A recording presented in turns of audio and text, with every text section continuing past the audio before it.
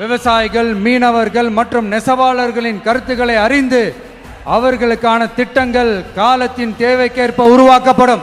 இப்போ நம்ம ஸ்டாலின் சார் அறிவாலயம் பக்கத்தில் யாரு நடந்து போனாலும், அறிவாலயம் பக்கத்தில் யாரு நிழலுக்கு ஒதுங்கினாலும் கூட்டணியில சேர்த்துக்கிறார். அந்த வச்சிருக்கிற பணத்தில் ஒரு பங்கு ஒன்று கொடுத்து, இந்த அதுக்கு பேர் கல்லாப்பெட்டி கூட்டணின்னு வச்சிருக்கிறேன். இந்த கல்லாப்பெட்டி கூட்டணியை ரொம்ப கஷ்டப்பட்டு சேர்த்திருக்கிறார்.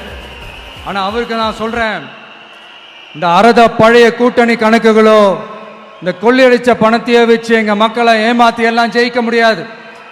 ஏன்னா இது மாபெரும் மக்கள் சக்தியான வித்தியாசமான விசில் புரட்சி எலெக்ஷன்.